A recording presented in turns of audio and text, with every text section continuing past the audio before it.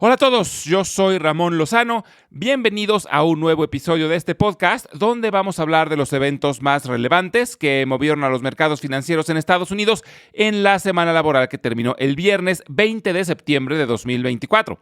En la empresa de la semana vamos a hablar sobre Robinhood y en la sección educativa vamos a hablar sobre ofertas secundarias.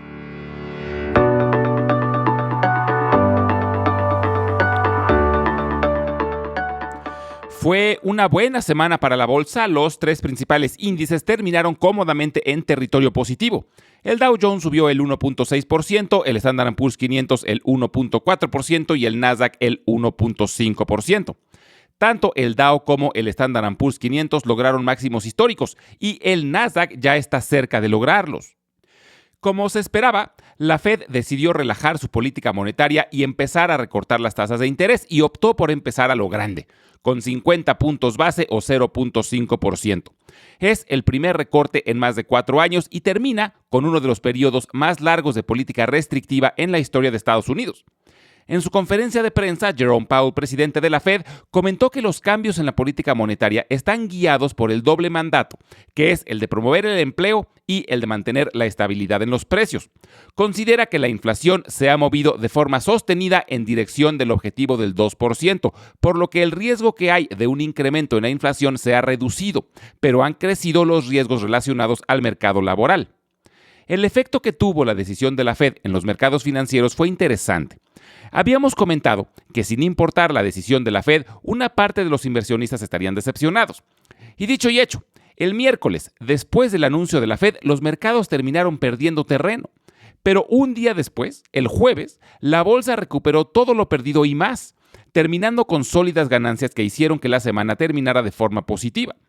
Parece que una vez digeridos los resultados, la mayoría coincide en que un recorte mayor finalmente es positivo para la economía y por lo tanto para la bolsa.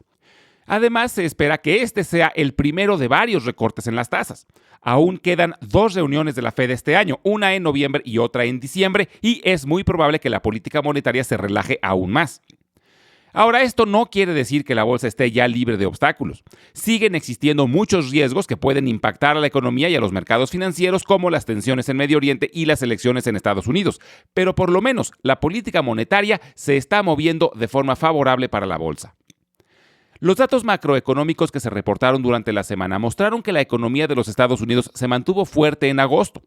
Esto incluyó las ventas minoristas mejores a lo esperado, sólidos resultados en producción industrial y un mayor número de nuevos proyectos de construcción de vivienda, además de que las nuevas solicitudes de subsidio por desempleo cayeron la semana pasada. En términos microeconómicos, tuvimos pocos reportes y en general fueron resultados mixtos. Darden Restaurants, la empresa que maneja cadenas de restaurantes como Olive Garden y Longhorn Steakhouse, reportó números ligeramente por debajo de lo esperado, pero anunciaron una alianza con Uber, lo que animó a los inversionistas. FedEx, la empresa de paquetería, decepcionó con su reporte, tras mostrar que sus utilidades cayeron más del 20%, además de que recortó su pronóstico para lo que queda del año. Lennar, la empresa desarrolladora de vivienda, reportó un crecimiento del 10%, aunque sus márgenes se vieron afectados con una caída en los precios. Se espera que sus números mejoren los próximos trimestres, ya que las desarrolladoras de vivienda se benefician directamente de menores tasas de interés, ya que las hipotecas se vuelven más atractivas. Nike anunció que John Donahoe dejará el cargo de director general a mediados de octubre y en su lugar llegará Elliot Hill, quien lleva más de 30 años en la empresa. Las acciones de Nike brincaron con la noticia. Veremos si el nuevo director logra enderezar el barco. Nike ha venido perdiendo terreno con On Holding, Adidas y New Balance. Constellation Energy anunció que va a reiniciar actividades en la planta nuclear ubicada en 3 Mile Island, en el estado de Pensilvania. En esta planta tuvo lugar el accidente nuclear más grande de la historia de los Estados Unidos en 1979. Toda la energía producida por esta planta será vendida a Microsoft, que está buscando fuentes de energía para alimentar sus centros de datos. Más de 30,000 trabajadores de Boeing iniciaron una huelga después de rechazar un nuevo contrato propuesto por la empresa. Esta huelga detiene la fabricación de la mayoría de sus aviones y pone mayor presión a la empresa, que de por sí está sufriendo con problemas de calidad. Boeing tiene mucha suerte de que solo hay 2 empresas en el mundo que fabrican aviones comerciales y que Airbus está saturado, por lo que las aerolíneas no tienen muchas opciones más que esperar a que Boeing resuelva sus problemas y entregue los aviones lo más pronto posible. Esta semana tendremos información importante relacionada a la inflación con el índice de gastos de consumo personal. También tendremos un nuevo estimado del Producto Interno Bruto de los Estados Unidos y un reporte sobre el mercado de la vivienda.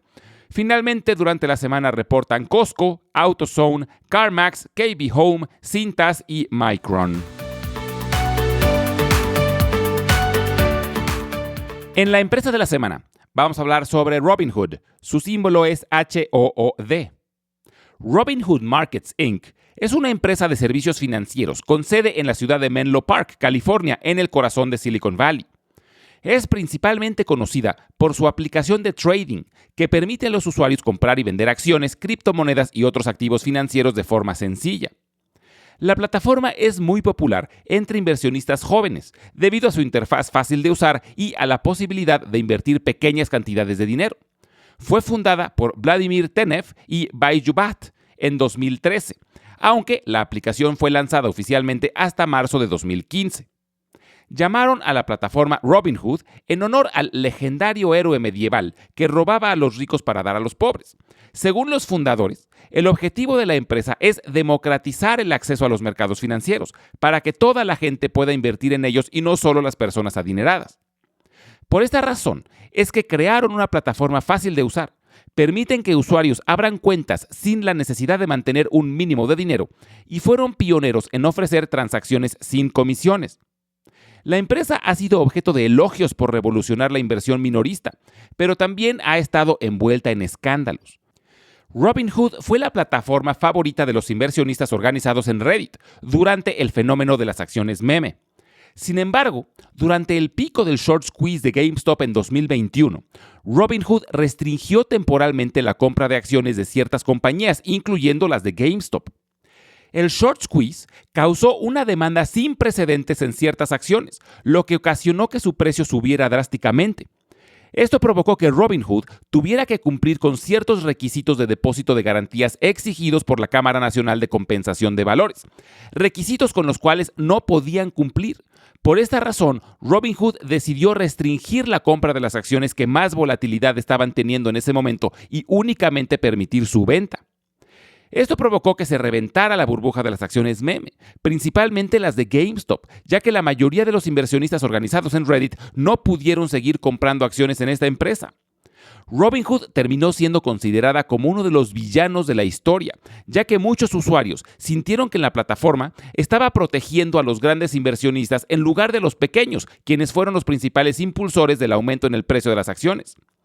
Sin embargo, Robinhood afirma que la decisión fue necesaria para poder cumplir con las regulaciones del mercado y proteger la estabilidad de la empresa. No sabemos qué hubiera pasado si Robinhood no hubiera puesto esa restricción. Yo creo que las acciones hubieran seguido subiendo durante un tiempo más y eventualmente la burbuja hubiera reventado. Digamos que Robinhood aceleró lo que de todas maneras hubiera pasado, pero aún así fue un duro golpe a su credibilidad, sobre todo entre su mercado objetivo y con sus clientes más fieles. Le ha costado trabajo recuperarse. Salió a bolsa por primera vez justo en 2021, unos meses después del fenómeno de las meme stocks. Pero su IPO no fue tan exitoso como se esperaba. Las acciones se vendieron por primera vez en $38 y aunque poco después tuvieron un pequeño impulso hasta un máximo de 44, después cayeron por debajo de los $10, en buena parte también debido al bear market de 2022. Pero actualmente, los principales índices ya están en máximos históricos y Robinhood aún está muy lejos de regresar a sus mejores niveles. Sin embargo, ha ido consolidándose poco a poco.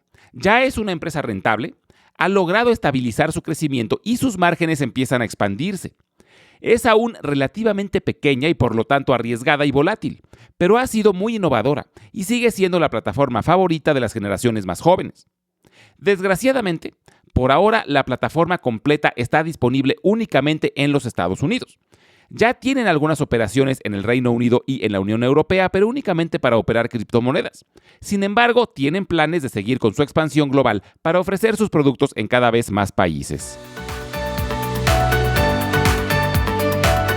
Hemos hablado en el pasado sobre la forma en que las empresas salen a bolsa por primera vez, usando un proceso que en inglés se le dice Initial Public Offering o IPO, lo que en español sería oferta pública inicial. Y se le dice oferta pública inicial porque en muchas ocasiones no es la única. Pueden haber ofertas posteriores y a estas se les conoce como ofertas públicas secundarias. Hay distintas razones por las cuales una empresa decide hacer una oferta secundaria. Puede ser para obtener recursos para fondear iniciativas de crecimiento, para adquisiciones grandes o para reducir la deuda. Cuando una empresa anuncia que hará una oferta secundaria, las acciones suelen caer de forma muy importante. Y la razón es que las nuevas acciones que serán vendidas diluyen la propiedad de los accionistas actuales. Es decir, los accionistas son dueños de un porcentaje de la empresa, pero después de la oferta secundaria, su porcentaje de propiedad será más pequeño, a menos que decidan comprar más acciones para nivelar su porcentaje. Por esta razón es que no suelen ser bien vistas por los inversionistas, sobre todo los que tienen un porcentaje minoritario. Aunque a largo plazo las ofertas secundarias pueden traer muchos beneficios, a corto plazo hacen que el valor de la inversión de los accionistas existentes se vea afectado de forma negativa. Esto crea un dilema interesante, ya que los inversionistas deben sopesar la dilución inmediata de su participación contra los potenciales beneficios futuros que la empresa puede generar con el capital obtenido. Es importante tener en cuenta que el impacto en el precio de las acciones puede variar según la percepción del mercado sobre la salud financiera de la empresa. Si los inversionistas creen que la oferta secundaria se usa para financiar un proyecto que tiene altas probabilidades de éxito, es posible que el efecto negativo inicial sea mitigado en poco tiempo. Pero si la oferta es vista como una señal de problemas financieros, el precio podría continuar cayendo. Por eso es fundamental que las empresas comuniquen claramente sus intenciones y digan cómo piensan utilizar los fondos recaudados para reducir la incertidumbre entre los inversionistas. La semana pasada, que hablamos de GameStop, comentamos que literalmente fue salvada por los inversionistas organizados en Reddit. Esto sucedió gracias a que GameStop realizó múltiples ofertas secundarias cuando el precio de las acciones estaba elevado. Con esto pudo obtener recursos no solo para sobrevivir, sino también para intentar una reestructuración y tratar de regresar a la empresa a la senda del crecimiento. Algo similar ocurrió con AMC, la cadena de salas de cine que estuvo a punto de quebrar durante la pandemia, pero que tuvo la fortuna de ser parte de las meme stocks, por lo que el precio de sus acciones subió de forma artificial y lograron capitalizar el fenómeno vendiendo acciones a través de una oferta secundaria y con esto obtuvieron recursos para sobrevivir.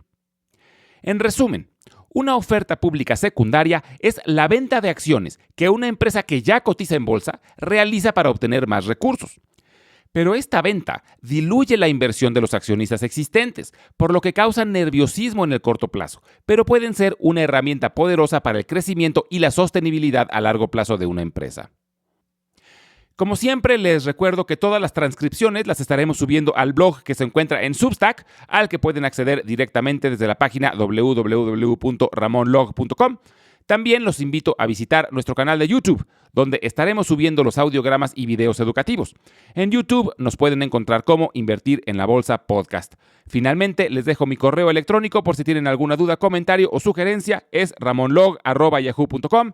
Muchas gracias y nos escuchamos en el próximo episodio.